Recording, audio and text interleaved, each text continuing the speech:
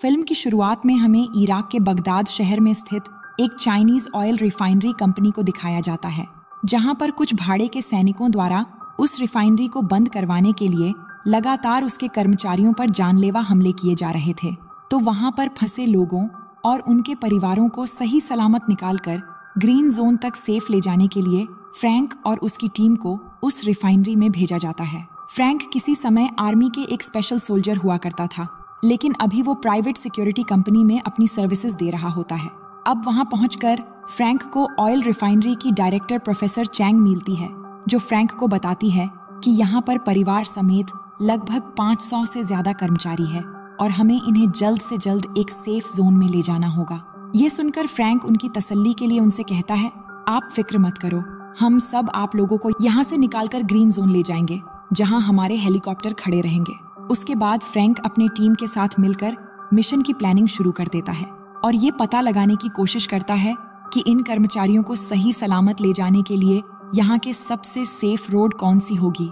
लेकिन इस रेगिस्तान के लगभग सभी जगहों पर हमले होने की वजह से कई सारे रोड बंद पड़ चुके थे, इसलिए वो आखिरकार ये डिसाइड करते हैं कि उन्हें हाईवे ऑफ डेथ नामक एक रोड से जाना होगा। हाईवे ऑफ डेथ एक ऐसी रोड है जहां खतरे की संभावना सबसे ज्यादा होता है।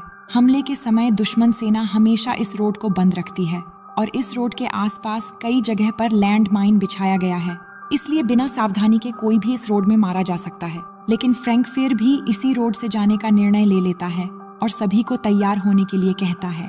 वहीं पास ही के एक गांव में क्रिस का भाई हेनरी उसे पिछले किए गए किसी काम के बदले उसके हिस्से के पैसे देने आता है। तो क्रिस को पैसों को गिनता देखकर हेनरी क्रिस से कहता है, तुम्हें इन्हें गिनने की जरूरत नहीं है। तो क्रिस उसे कहता है, तुम मेरे भाई जरूर हो, लेकिन साथ ही तुम एक चोर भी हो, इसीलिए इन्हें गिनना जरूरी है। उसके बाद हेनरी क्रिस से एक और काम साथ करने की बात कहता है, जिसमें उसको 5 गुना ज्यादा पैसा मिलेगा। असल में वो यूनिकॉर्प की डायरेक्टर चेंग के बेटे का किडनैप करना चाहता था, क्योंकि उसने हेनरी के दुश्मनों को हथियार सप्लाई किया था, जिस वजह से उसके 5 आदमी मारे गए थे और वो रिफाइनरी के लोगों को रेस्क्यू किए जाने से पहले ये काम करना चाहता था।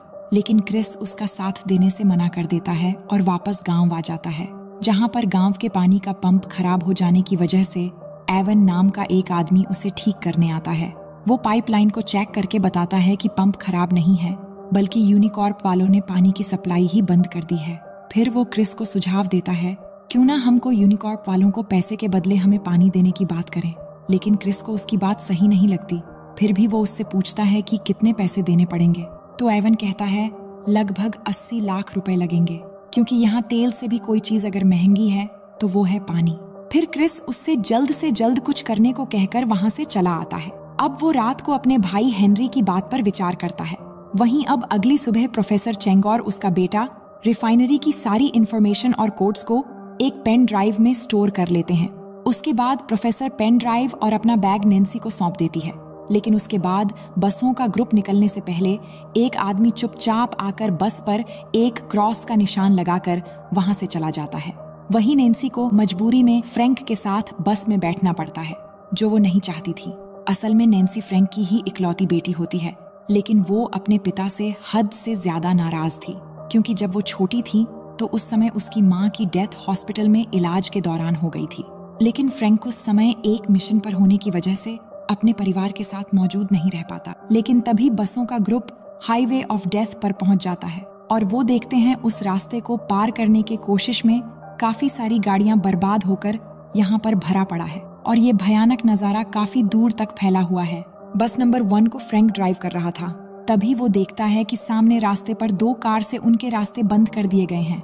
तभी फ्रैंक तुरंत अपने साथियों को अलर्ट करता है और तभी रास्ते पर बिछी हुई माइंस फट जाती है और सभी लोग डर जाते हैं। लेकिन फ्रैंक उनसे कहता है, घबराओ मत, ये सिर्फ एक ट्रैप है और आगे बढ़ता रहता है। अब कुछ ही दूर आगे जाने पर मौसम के साफ रहने के बावजूद भी उनके सामने होता है एक बहुत बड़ा सैंडस्टॉर्म। लेकिन फ्रैंक बिना रुके अपनी टीम को उसे पार करने को कहता है। लेकिन तूफान के अंदर पहुंचने के बाद फ्रैंक देखता है उनके कम्युनिकेशन सिस्टम भी अब काम नहीं कर रहे, तो उसको महसूस होता है कि इस तूफान में जरूर कुछ गड़बड़ है। तभी तूफान का फायदा उठाकर हेनरी और क्रिस अपने